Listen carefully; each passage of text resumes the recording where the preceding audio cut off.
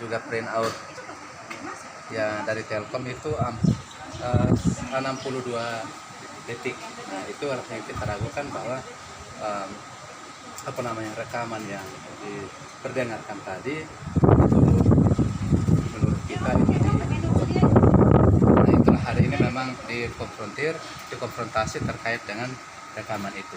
Jadi dari pihak kita, dari Ibu Rebecca tidak mengakui adanya rekaman yang tadi.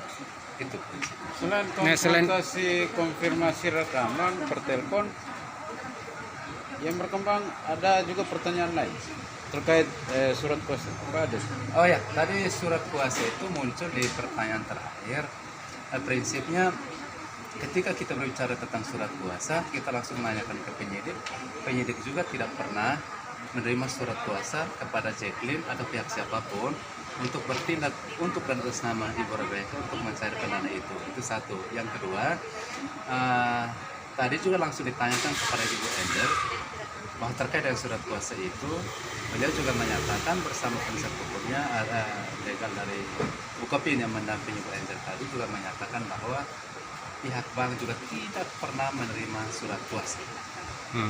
Itu intinya. Dua hal hari ini terkait dengan yang pertama terkait dengan konfrontasi terkait dengan rekaman, yang kedua tentang surat kuasa itu tidak ada.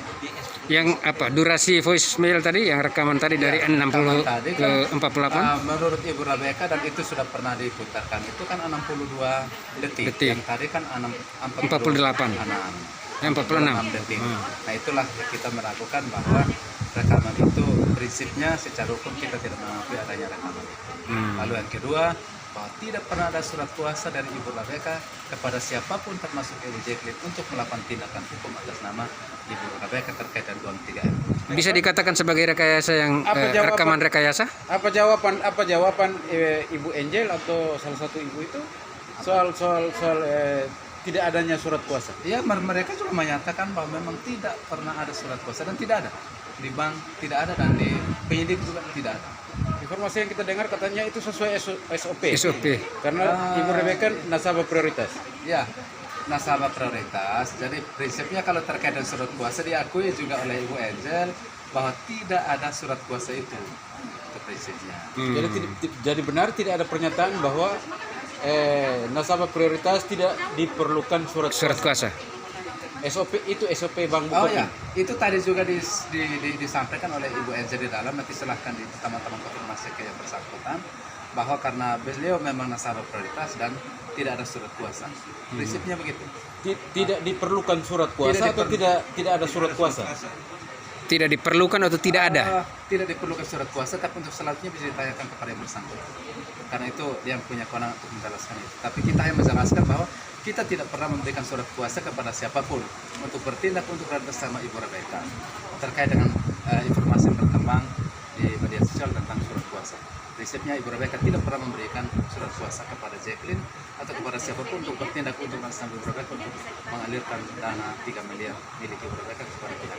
Izin, kalau itu SOP dari Bank Bukopin, itu berarti soal dugaan penipuan, rekayasa administrasi sampai penggelapan dan dugaan pencucian uang itu juga adalah SOP Bank Bukopin. Bisa begitu?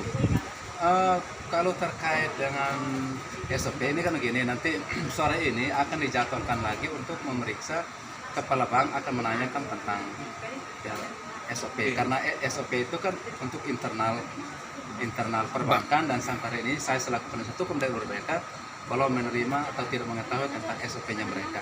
Gitu. Urgensi, urgensi dari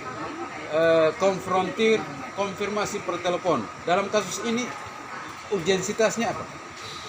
Ini kan terkait dengan menurut pihak Angel bahwa konfirmasi itu ada dengan rekaman yang 46 detik itu.